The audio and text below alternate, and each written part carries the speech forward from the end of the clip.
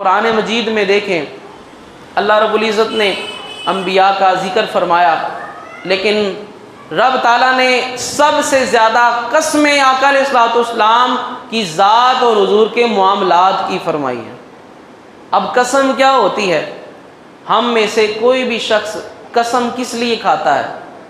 قسم ہم اس لیے کھاتے ہیں تاکہ اگر کوئی بات ہماری نہ مان رہا ہو، ہماری بات پر یقین نہ کر رہا ہو، تو ہم قسم اٹھاتے ہیں تاکہ وہ بندہ ہماری بات سمجھ جائے، مان لے۔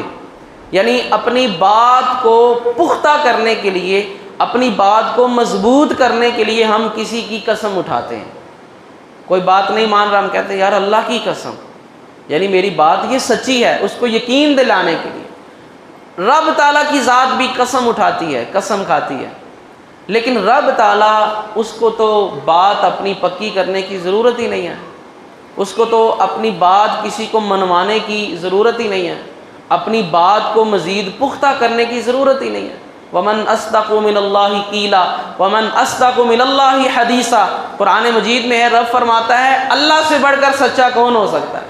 اس مالک سے بڑھ کر کون سچا ہو سکتا ہے؟ تو ذہن میں آتا ہے کہ وہ جب سب سے بڑھ کر سچا ہے تو اس کو قسم کی کیا ضرورت ہے؟ قسم تو ہم جیسے کھائیں جن کو کوئی سچا مانتا ہے، کوئی جھوٹا مانتا ہے۔ قسم تو ہم لوگ کھائیں کہ جس کی بات کا کسی کو اعتبار ہوتا ہے، کسی کو اعتبار نہیں ہوتا، وہ مالک ہو کر کیوں قسمیں اٹھاتا ہے؟ تو رب تعالیٰ جب کسی چیز کی قسم اٹھائے تو اس کی قسم اٹھانے سے، اس چیز کا ذکر کرنے سے اس چیز کی شان اور عظمت بڑھ جاتی ہے۔ وہ اس لیے قسم نہیں کھاتا کہ اپنی بات کو پختہ کرے، جب وہ قسم کھا لے کسی چیز کی تو سمجھ جائیں اس چیز کی بڑی عظمت ہے۔ قرآن مجید میں آپ دیکھیں رب تعالیٰ نے ارشاد فرمایا لعمرک، محبوب ہمیں آپ کی عمر کی قسم، آپ کی زندگی کی قسم۔ حالانکہ یہاں تو نوح علیہ السلام کا ذکر بھی قرآن میں آتا ہے، رب تعالیٰ فرماتا ہے کہ 950 سال نوح اپنی قوم میں رہے۔ تاریخ کی سیرت کی کتابیں پڑھے، 1000 سال سے زیادہ عمر تھی حضرت آدم علیہ السلام کی۔ انبیاء کی کتنی زیادہ عمریں تھیں؟ غالباً 145 سال عمر تھی حضرت ابراہیم علیہ السلام کی۔ انبیاء کی زیادہ عمریں، آقا علیہ الصلوۃ والسلام سے زیادہ عمریں تھیں، سوائے حضرت عیسیٰ علیہ السلام اور حضرت یحییٰ علیہ السلام۔ وہ جوانی کے اندر حضرت یحییٰ علیہ السلام کو شہید کیا گیا، اور حضرت عیسیٰ علیہ السلام کی عمر بھی جب آپ کو آسمانوں پر اٹھایا گیا تو 35 سال آپ کی عمر تھی۔ باقی اس کے علاوہ جتنے بھی انبیاء ہیں اب عمریں ان کی زیادہ ہیں، زیادہ عمر انہوں نے گزاری ہے۔ حضور نے 23 سال تبلیغ کی ہے۔ خود قرآن میں رب فرماتا ہے کہ نوح علیہ السلام نے 950 سال تبلیغ کی ہے۔ اب بتائیں زیادہ عمر تبلیغ میں کس کی گزری ہے؟ حضرت نوح علیہ السلام کی۔ لیکن رب فرماتا ہے لعمرک، محبوب سب کی عمریں زیادہ ہیں، لیکن مجھے اگر کسی عمر کی قسم ہے تو وہ آپ کی عمر ہے، آپ کی زندگی کی میں قسم اٹھاتا ہوں۔ اب قرآن مجید میں آپ دیکھیں رب تعالیٰ نے ارشاد فرمایا سورہ بلد میں لا اقسم بہذا البلد وانت حل بہذا البلد، میں قسم کھاتا ہوں اس شہر کی۔ یہ سورت چونکہ مکی سورت ہے، مکے میں نازل ہوئی، لہذا اس شہر سے مراد پھر کون سا شہر ہوا؟ مکہ المکرمہ۔ رب فرماتا ہے لا اقسم بہذا البلد، محبوب مجھے اس شہر مکہ کی قسم ہے۔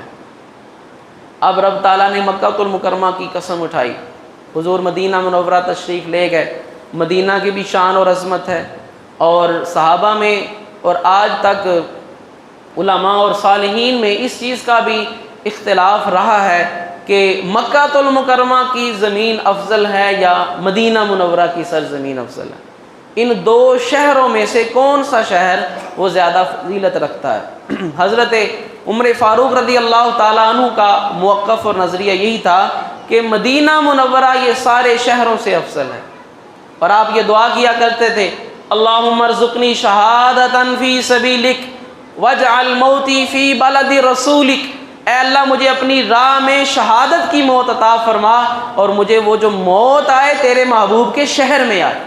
یہ دعا کیا کرتے تھے۔